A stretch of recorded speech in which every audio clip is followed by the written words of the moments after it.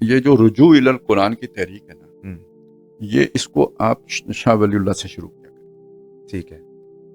کہ اصل میں تو جو ترجمہ قرآن ہندوستان میں جنہوں نے اس کی ریٹ ڈالی ہے نا، وہ شاہ ولی اللہ. صحیح. اچھا، شاہ ولی اللہ کی جو شخصیت ہے وہ دو چیزوں کا مجموعہ ہے، ایک علوم قرآنی کا اور ایک فکر قرآنی. صحیح. ٹھیک ہے. اب شاہ ولی اللہ کے جو ہے نا پوتے ہیں، دو بیٹے ہیں جنہوں نے پھر اردو میں ترجمہ کیا، شاہ عبد القادر اور شاہ عبد العزیز. شاہ ولی اللہ نے خود فارسی میں کیا. فارسی اس وقت کی ایلیٹ کی زبان تھی، جیسے آج انگریزی ہے، اس وقت فارسی تھی. ان کے دو بیٹے انہوں نے اردو میں ترجمہ کیا. شاہ عبد العزیز نے لفظی کیا، گرامیٹیکلی کیا. ٹھیک ہے. اور شاہ عبد القادر نے باماورا کیا. اور وہ ترجمہ اردو میں یعنی جیسے ہوتے ہیں نا، کوئی ایک ماں کی جیسے حیثیت ہوتی ہے، تو وہ والی حیثیت حاصل ہے اس ترجمے میں. باقی ترجمے سمجھیں اس کا ریفرنس لے کے یا اس کو دیکھ کے نا، تو اس میں کوئی رد و بدل کر کے، یا یعنی ایک مفہوم آپ نے سمجھنا ہے تو وہ ادھر سے سمجھ کے تو پھر آگے کسی نے اپنے طور پر اپنے ایڈیم بدل دیا. ایڈیم بدل. تو یعنی یہ قرآن سے جوڑنے کا عمل ہے نا، یہ سارا ترجمہ کرنا قرآن سے جوڑنے کے لیے ہے نا. تو اچھا، اب ان کے پوتے ہیں، نہیں دوسرا ترجمہ شاہ عبد العزیز میں نے کہہ دیا، شاہ رفیع الدین نے کیا. تو جو بیٹے تھے شاہ عبد العزیز، ان کے بیٹے تھے شاہ اسماعیل، وہ پوتے ہیں. اور انہوں نے تحریک جہاد شروع، وہ جو شہیدین جو ہے، تو قرآن اور جہاد جو ہے نا، جہاں قرآن کی طرف رجوع ہوگا وہاں جہاد کا وہ لازمی اس کے اندر سے پھوٹے گا. تو وہ نکلا اور وہ تحریک ناکام ہو گئی. 1831 میں بالا کوٹ کا سانحہ ہو گیا. لیکن اسی کے بچے کچے لوگ تھے جو ایک طرف جنہوں نے جا کے مدرسہ دارالعلوم دیوبند کی بنیاد رکھی 1831. پھر دوسری جو لہر آئی ہے 1857 جنگ آزادی، اور تیسرا یہ 1867 میرا خیال ہے کہ جس میں دیوبند کا قیام عمل میں آ گیا. ٹھیک، تسلسل ہے. اور 19 کے جو لوگ تھے نا، اصل میں دیکھیں اب وہ ادھر سے چلے تھے نا انڈیا سے، تو سندھ کراس کر کے افغانستان کے راستے ہو کر نا یہ پشاور سے گھوم کے واپس اس موجودہ پاکستان میں داخل ہوئے. تو اس پورے ایریے میں ان کی اس تحریک کے اثرات ہیں. ٹھیک ہے. تو جو افغانستان میں یا یہ ہمارا جو قبائلی علاقہ ہے ادھر، جو یہ جو دینی وہ رہا نا، یہ وہ شاہ ولی اللہ سے چلی آئی رہی اس تحریک کے اثرات. ادھر جو دیوبند کی بنیاد پڑی تو وہ بھی گویا شاہ ولی اللہ نے جو علوم قرآنی کی تدوین کی تھی نا، تو اس کی تعلیم و تربیت کا ادارہ بن گیا.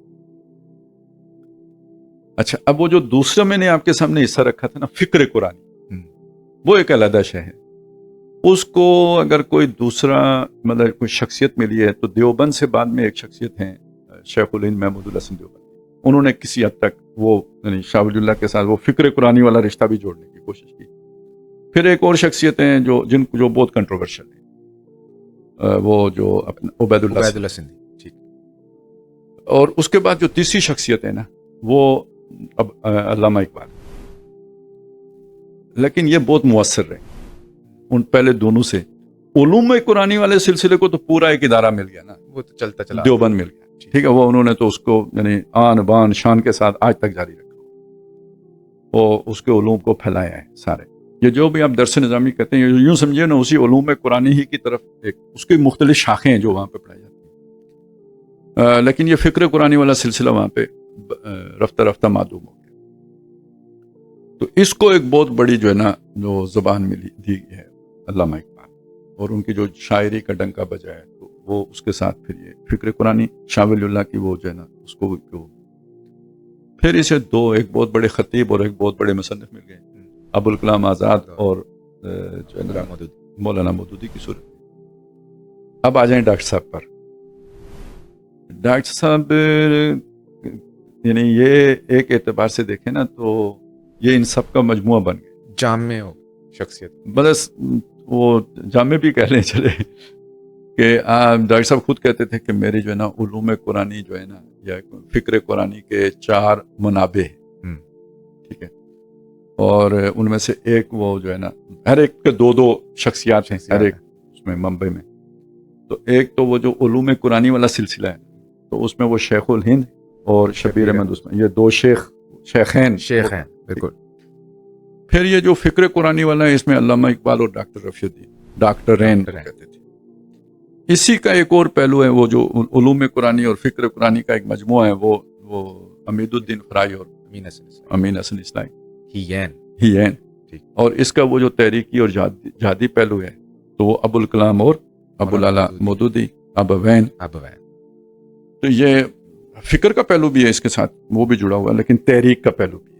تو یہ وہ اپنے 4 منابع بیان کیا کرتے ہیں. میں نے ان سب سے انہوں نے لیا ہے کچھ. اچھا، کچھ جب لیتے ہیں آپ جوڑتے ہیں تو کچھ چھوڑتے بھی ہیں، تو نہ پورا لیتے ہیں نہ پورا چھوڑتے ہیں. لیکن وہ یعنی یہ ذہن میں رہے کہ کسی کے بھی اندھے کہیں یا مطلق مقلد نہیں تھے، بلکہ یہ کہ ان سے چیزیں لے کے اپنا کانشیس پک اینڈ چوز کا کام. یس، یہ کر کے جو آج کے عہد کے لیے مناسب سمجھا اسے جوڑ کے پیش کیا. تو یہ والا جو پہلو ہے ڈاکٹر صاحب کا، اس نے انہیں یعنی یہاں کے سوچنے سمجھنے والے لوگوں کے اندر ایک وہ دے دی نا، موقع مل گیا ان کی فکر کو پھیلنے کا. ان کی زندگی میں شاید اتنا نہیں ہوا جو زندگی کے بعد جو ہے نا موقع وہ چیزیں پھیلی. یہ اس دور میں آئے جب یعنی کسی نہ کسی درجے میں یہ کیمرہ عام ہو چکا ہوا تھا، ویڈیو ریکارڈنگ کا دور آ چکا ہوا تھا، اور بر وقت ڈاکٹر صاحب نے فیصلہ کر لیا کہ جی یہ ہم نے ریکارڈنگ کرنی ہے. اس وقت تو یہ فتوے لگتے تھے کہ یہ بہت آرام ہے. جی صحیح. اور یہ آج کل جن لوگوں کے بہت سی ویڈیوز آ رہی ہوتی ہیں، یہ ہم نے اس دور میں دیکھا کہ یہ باقاعدہ ڈنڈے مارتے تھے کیمرے والے کو کہ تصویر نہیں لینی ہے اور ویڈیو نہیں بنانی ہے. لیکن اب ان کی خود اپنی جو ہے نا ویڈیوز آ رہی ہوتی ہیں، ولاگ آ رہے ہوتے ہیں، تقریریں آ رہی ہوتی ہیں. تو لیکن ڈاکٹر صاحب نے وہ بر وقت فیصلہ کر لیا، تو ان کی وہ ساری ویڈیوز موجود تھیں. پھر وہ جب ڈیجیٹل کرنے کا دور آیا تو وہ بھی ہو گئی. یعنی آج کے دور کے اعتبار سے یعنی جو ہوتا ہے نا ایک آپ کا پلیٹ فارم، وہ مہیا ہو گیا. تو وہ پھیلا بھی بہت، اتنی شاید کبھی کسی کی کتابیں نہیں پھیلی ہوں گی جتنے ڈاکٹر صاحب کے یہ ویڈیو ریکارڈنگ اور یہ درست آڈیو ویژولز. تو یہ یعنی اب یہاں سے ایک آپ کے پاس ٹائم ہو نا تو میں آپ کو بتاؤں گا کہ افغانستان کیا ہے. تو مسئلہ کیا ہے؟ ہمارے پاس تو ٹائم ہے، آپ نے اپنا بتانا ہے. چلے میں یہ بات آپ کے ابھی ذکر آ گیا، میں آپ کو بتاؤں. دیکھیں، جب یہ 1857 کی جنگ آزادی ناکام ہو گئی اور ہمارا یوں سمجھے اجتماعی فیصلہ ہو گیا، اجماع ہو گیا گویا ہندوستان کے مسلمانوں کا کہ اب لڑ کر ہم آزادی حاصل کر سکتے، تو 2 علمی ادارے وجود میں آئے نا، ایک دارالعلوم دیوبند سے، ایک علی گڑھ سے. یعنی اب یہی کرنا ہے. ان دونوں میں یعنی ایک چیز کامن تھی کہ مسلمانوں کی فلاح،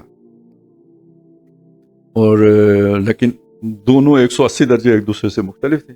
ایک کا یہ تھا کہ انگریز سے بالکل کٹ آف دیوبند، اور دوسرا کا یہ تھا کہ جتنا انگریز بن سکتے ہو اتنا بن جاؤ علی گڑھ. تو اب یہ اصل میں 2 انتہائیں بن گئی، ایکسٹریم کی آرا ہوگی نا. ایک وقت میں ان کی ضرورت بھی تھی، لیکن یہ کہ پھر کچھ عرصے کے بعد اس کا جو ہے نا ایک سنتھیسس بھی تو ہونا چاہیے تھا، لیکن وہ بہت بڑھتا گیا. ٹھیک ہے. تو یہ جو علامہ اقبال کی شخصیت ہے، مولانا مودودی کی شخصیت ہے، ابوالکلام آزاد کی شخصیت، اس میں اس کا ایک سنتھیسس بھی ہوا. ٹھیک ہے نا، یہ جامع تھے دونوں کے. اور اب یہ دیکھیں، یہ نیچرل پروسیس ہے، یہ خود بخود ہوا ہے، کسی اور کی پلاننگ سے ہو رہا ہے، یہ ان لوگوں کی اپنی پلاننگ سے نہیں ہو رہا. ایفرٹس کہیں ہوئی، یہ ناکام ہو گئے، لیکن یہ والی جو. اب میں آپ کے سامنے یہ بات رکھوں، تھوڑی کنٹروورشل ہوگی، آپ اسے برداشت کر لیں. وہ یہ ہے کہ دیکھیں، امت کی جو قیادت ہے، یعنی امت بنی کس کی بنیاد پر؟ نظریہ ہے نا. نظریہ کیا ہے؟ توحید ہے. توحید کی لٹریچر کیا ہے؟ قرآن ہے. تو قیادت کس کے پاس ہوئی؟ جو قرآن کا واقف ہو. ٹھیک ہے، قیادت اس کے پاس ہونی چاہیے، اور یہ انہی کے پاس رہی ہے. جو علماء ہیں، قیادت ان کے پاس رہی ہے. انگریز کے خلاف مزاحمت کس نے کی ہے؟ علماء نے کی ہے. یہ ایک عجیب بات ہوئی ہے کہ یہ تقریباً یعنی 20ویں صدی کے ابتداء میں یا ربع اول کے بعد، پہلے کوارٹر کے بعد، مسلمانوں کی قیادت علماء کے ہاتھ سے نکل کر عرف عام میں جو مسٹر کہلاتے ہیں، یا جو علی گڑھ سے کے لوگ، ان کی طرف سے، دیوبند کی طرف نہیں گئی، علی گڑھ کی طرف. جوانوں کو پیروں کا استاد کر والا معاملہ نہیں، وہ نہیں ہوا. یہ ان تتولوا یستبدل قوما غیرکم. آپ نہیں کرو گے یہ کام تو کوئی اور کرے گا، کسی اور کو اس کے کام. اب یہ وجہ سمجھ. شیخ الہند محمود الحسن دیوبندی وہ آخری شخصیت ہیں جس پر تمام مذہبی طبقہ جمع تھا، ان کی قیادت کو تسلیم کرتا. انہوں نے اپنی زندگی میں ایک کوشش کی کہ وہ ایک امام کا تعین کریں. جی. انہوں نے ابوالکلام آزاد کا تعین کیا. تو اگر یہ ایک قیادت تھی اور متفقہ قیادت تھی تو کم از کم ان کی امیر کی حیثیت تو تھی نا. جب اس امیر کی حیثیت کو تسلیم نہیں کیا گیا اور ان کے حکم کو توڑا گیا اور ان کی بات نہیں مانی گئی تو ٹھیک ہے، ابوالکلام میں اپنی بھی غلطیاں ہوں گی، وہ علیحدہ مسئلہ ہے، لیکن جنہوں نے امیر کے حکم کو نہیں مانا یا اس کی خواہش کو پورا نہیں کیا تو یہ اس کا ایک وبال ظاہر. جو اس کی اور حکمتیں ہوں گی وہ اپنی جگہ پہ ہیں، لیکن کچھ اپنا بھی تو کوئی قصور ہوگا نا جس کی وجہ سے یہ ہوا ہے، تو وہ ایک وبال ظاہر. قیادت چلی گئی ان لوگوں کے ہاتھ میں جو علوم قرآنی سے بظاہر ناواقف تھے، اور وہ تسلسل قائم ہے، آج تک قائم ہے، اور علماء کی حیثیت دن بدن گھٹتی چلی گئی. عوام کے اندر اپنے نکاح طلاق ان معاملات میں تو ان کی حیثیت برقرار رہی. سیاسی قیادت کے اعتبار سے ان کی پوزیشن بالکل صفر ہوتی. اب جب یہ فکر اس نے عوام کے اندر ایک رسائی حاصل کی کہ اسلام کو غالب ہونا چاہیے تو یہاں ایک نئی سوچ دنیا میں ایک خطرہ پیدا ہوا. یہ خطرہ 20ویں صدی کے وسط میں یعنی محسوس کیا گیا کہ 21ویں صدی اسلام کی صدی ہے. یہ بات برطانوی پارلیمنٹ میں بھی زیر بحث آئی، ٹائن بی نے بھی کہی، علامہ اقبال نے بھی شیطان سے کہلوائی کہ 21ویں صدی میں آنے والا خطرہ اسلام کا ہے. اب اس خطرے کا توڑ کرنا تھا تو اسلام کا ایک ایسا ورژن تیار کیا گیا انہی اصطلاحات کے نام پر، خلافت آنی چاہیے، اسلامی نظام آنا چاہیے، یہ سارا طاغوت ہے کہ جو آج کے انسانوں کے لیے گوارا نہیں ہو سکتا. یہ سزاؤں کا تصور، یہ داڑھی کو جو ہے نا لالٹینوں کے شیشوں میں ناپنے کا تصور، یہ طالبانی اسلام، یہ ایرانی اسلام، یہ تو دنیا کے لیے رول ماڈل نہیں ہو سکتا. اس سے دنیا کے اندر اسلام سے وحشت پیدا ہوئی، مسلمانوں کے اندر وحشت پیدا ہوئی ہے. وہ تمدنی ارتقاء کی ہوئی دنیا، تو یہ ایک دیوار کھڑی کی گئی ہے. عام انسان خواہ مسلمان ہو یا کافر، اور اس حقیقی اسلامی تصور جو ان شخصیات نے پیش کیا تھا. اب آ جائیں افغانستان کی طرف. یہ آپ اگر سمجھنا چاہیں تو سمجھیں جرمنی کو. دو طاقتیں تھیں، روس اور ویسٹ، کیپٹلزم ورسز کمیونزم. ٹھیک ہے. جرمنی پر دونوں کے اثرات پڑے تو انہوں نے ایک شہر کو بیچ سے تقسیم کر دیا، اس میں ایک دیوار کھڑی کر دی جسے دیوار برلن کہتے ہیں. ٹھیک ہے. ایک روس کا ہو گیا، دوسرا ویسٹ کا ہو گیا. اس کو ذرا ذہن میں رکھیں. صحیح.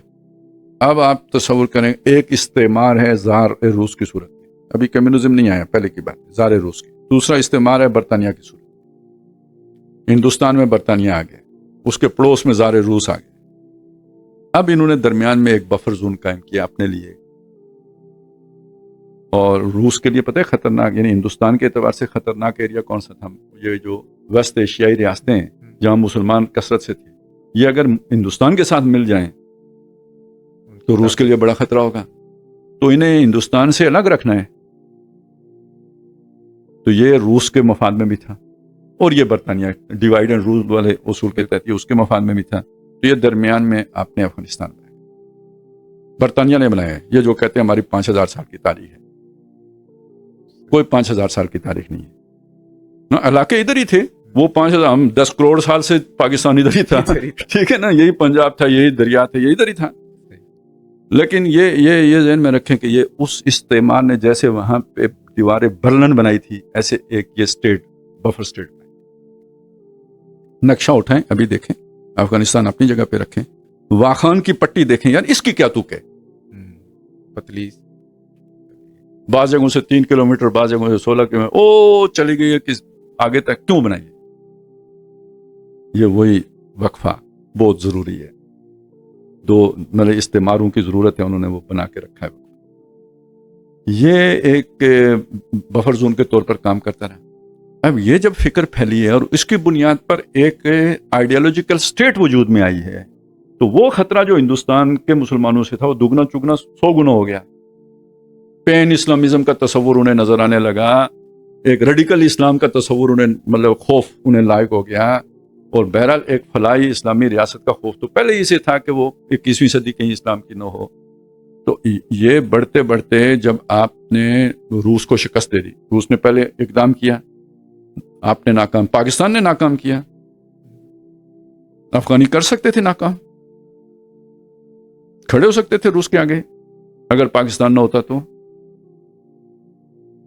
تو وہ جب ناکامی انہیں ہو گئی تو اب اصل میں ایک نیا تجربہ کیا کہ اس افغانستان کو ایک ایسا مذہبی ماڈل دے دو جو ماڈل ان نو آزاد ریاستیں، کیونکہ وہ روس ٹوٹ گیا تو یہ ریاستیں آزاد بھی ہو گئیں. ایک خطرہ پاکستان نظریاتی طور پر نظریاتی ملک ہونے کی حیثیت سے پیدا ہوا، اور ایک خطرہ وہ پیدا ہو گیا کہ یہ تو آزاد ہو گئے تو یہ مل گئے تو کیا ہوگا. یہ کتنا بڑا خطرہ تھا کہ صرف جب یہ موٹر وے بنی نا پہلی دفعہ، یہ لاہور اسلام آباد موٹر وے، تو ایک خیال پیش کیا نواز شریف نے کہ ہم پشاور سے جو ہے نا یہ کابل تک اور آگے تک موٹر وے بنائیں گے. حکومت ختم ہو گئی، کیونکہ آگے تک موٹر وے بنانے کا مطلب سمجھ میں آیا. صحیح، وہاں جا کے ٹھیک ہے، کیونکہ یہ کنیکٹ ہو جائیں گے. تو یہ آپ نے دیوار بنائی ہوئی تھی. یہ وہ وقت ہے، یہ نواز شریف کی حکومت ختم ہوئی، بے نظیر کی حکومت آئی،